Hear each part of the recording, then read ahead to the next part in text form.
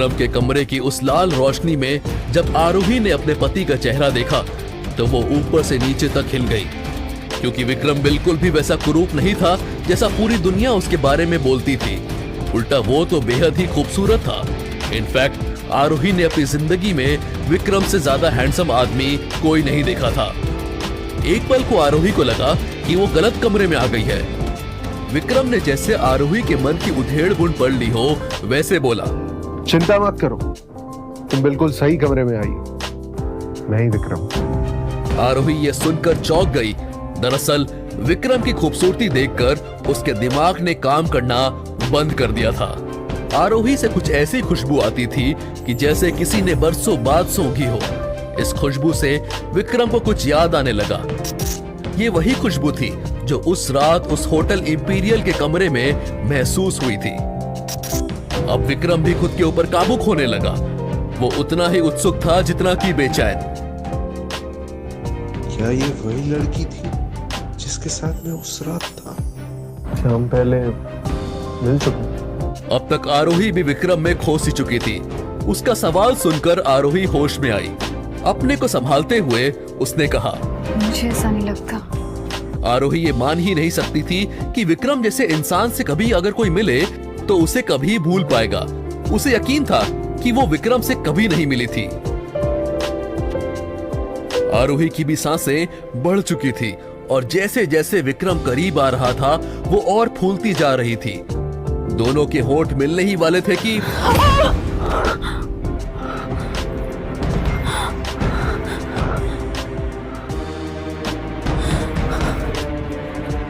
जाओ जाके सोफे पे सो जाओ।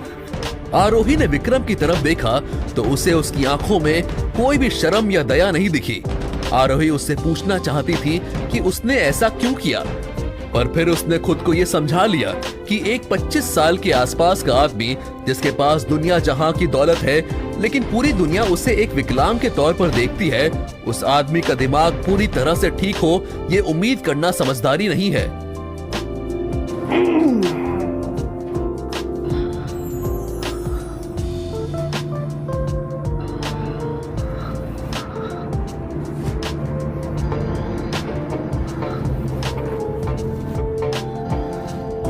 ये आखिरी बार है जब तुम मेरी बिस्तर पर आई। ये बात याद रखना। जी।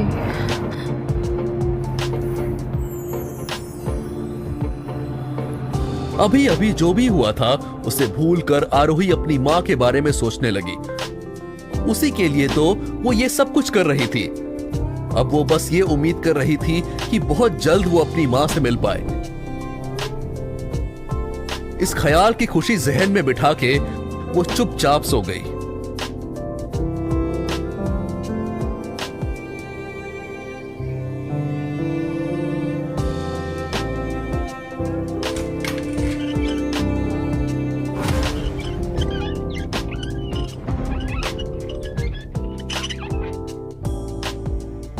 क्या हुआ?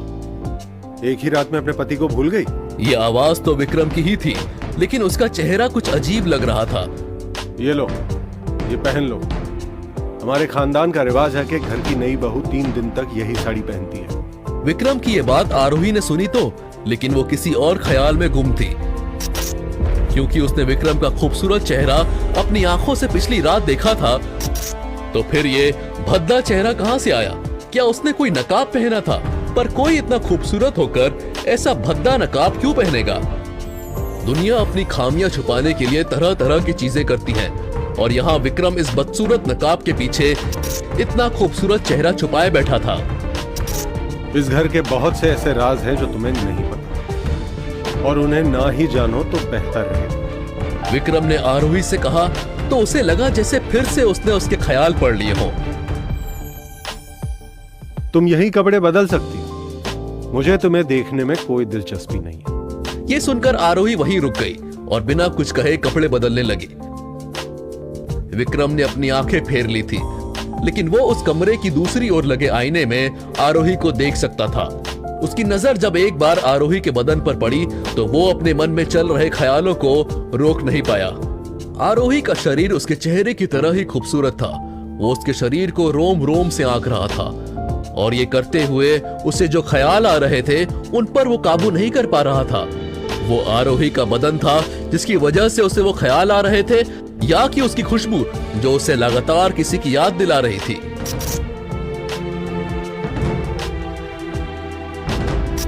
इतने में दरवाजे पर एक नॉक हुआ और फिर दरवाजा खुला।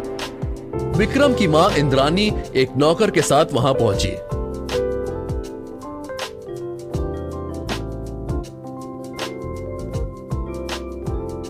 तब जाकर आरोही को समझ में आया कि विक्रम का उसके गले पर काटना अपनी मां को यह समझाने के लिए था कि उनके बीच कुछ हुआ था, जो कि सरासर झूठ था। आरोही सोच रही थी कि विक्रम ने ऐसा क्यों किया होगा। तभी इंद्रानी उसके पास आई और बोली, बेटा अब जल्दी से इस घर के लिए एक बच्चा लेके आना, ताकि इस घर की खुशियां वापस लौट सके।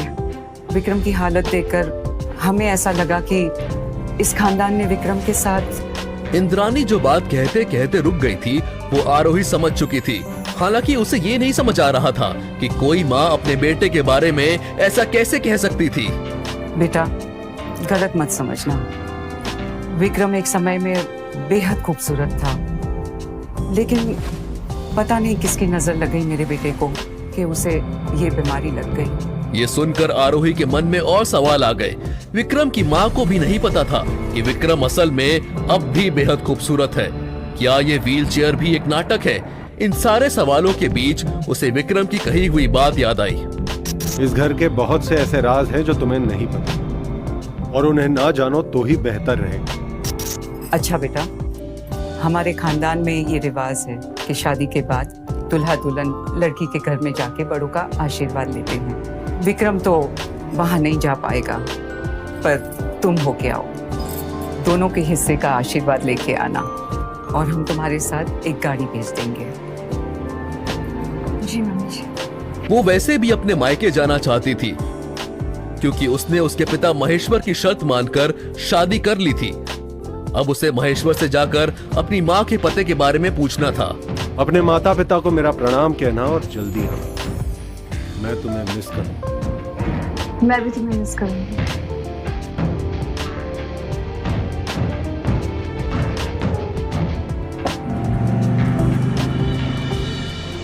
अरे माँ, देखिए ससुराल से अपने घर अकेले कौन लौटा है? क्या हुआ? ससुराल वालों ने पहले ही दिन घर से फेंक दिया क्या? अब फेरे की रस्म के लिए भेजा है मुझे। वैसे परिवार और रिश्ते की तुझे क्या समझ है? आरोही ने अनन्या को चुप कराने के लिए जब रायजादा खानदान की परंपरा के बारे में बताया तो वो उसे और उकसाने लगी। जीजा जी नहीं आए? अभी कैसे सवाल पूछ रही हो ना? जीजा जब ना ऐसा चेहरा लेकर दुनिया के सामने कैसे आएंगे ना? वैसे आ भी जाते तो अपनी व्हील चेयर में कहाँ घूमते रहेंगे, है ना? वैसे कल रात तुम्हें नींद तो बहुत अच्छी आई होगी ना? जीजा जी ने तुम्हें बिल्कुल परेशान नहीं किया होगा। चलो अच्छा है, इस बहाने तुम हर रोज चैन की नींद तो ले पाओगी।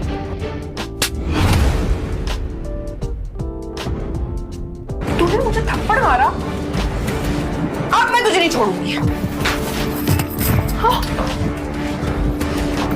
अनन्या, तुझे अक्ल है क्या नहीं? तेरी बड़ी बहन ससुराल से आई है और तो ऐसे लड़ाई कर रही है। उसने मुझे थप्पड़ मारा और तूने तो कुछ किया ही नहीं होगा, है ना? अरे जरा सा 2 मिनट के लिए क्या मैं इधर उधर गई तो आरोही पे बदतमीजी करने लगी। ऐसा पहली बार हुआ था कि उस घर में अनन्या को किसी ने कुछ बोला हो। हमेशा से गलती किसी की भी हो, मार आरोही ही खाती थी। चल बेटा बैठ, मैं तेरे लिए पानी लेके आता। 14 सालों में सुधा के मुंह से ये शब्द शायद पहली बार आरोही ने सुने थे। और बता दे, कैसा है तेरा ससुराल? तू तो अब बड़े घर की बहू हो गई। जरा हमें ही बता, ये बड़े खानदानी रईस लोग कैसे होते हैं? अनन्या पास में खड़ी होकर इस सब पर यकीन नहीं कर पा रही थी। अब तक आरोही भी नहीं कर पा रही थी, पर महेश्वर की इस बात से उसे एहसास हुआ कि ये सब सिर्फ एक नाटक है। पापा, विक्रम दुनिया के सबसे अच्छे इंसान है।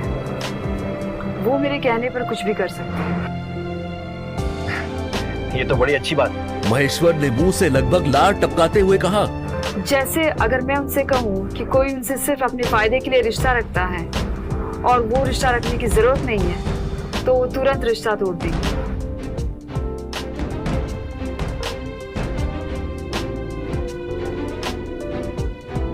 कितने घिरे हुए इंसान हैं आप लोग। पापा, मैंने सालों तक सब कुछ सहन किया है इस उम्मीद में कि एक दिन सब कुछ ठीक हो जाएगा, लेकिन आप तो मेरी जिंदगी का सौदा कराए।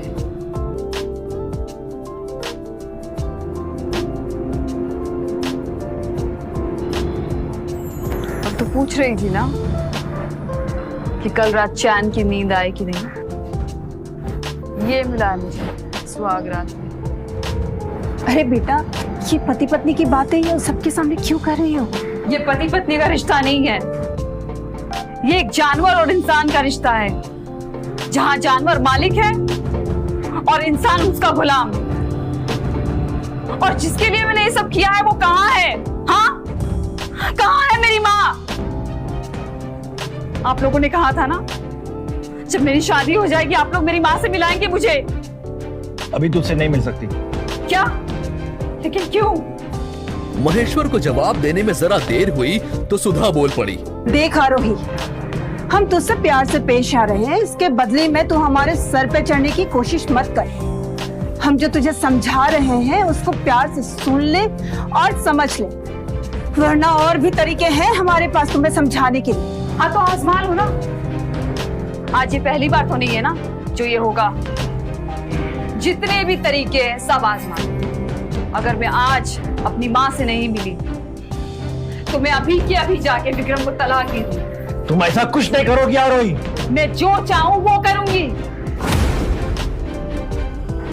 ठीक है, तो अपने मन की कर, मैं भी अपने मन की करूंगा। अगर तूने इस दहलीज से कदम बाहर रखा तो तुझे तेरी माँ नहीं उसकी अस्थियां मिलेगी। महेश्वर और सुधा आखिर क्या खेल खेल रहे थे?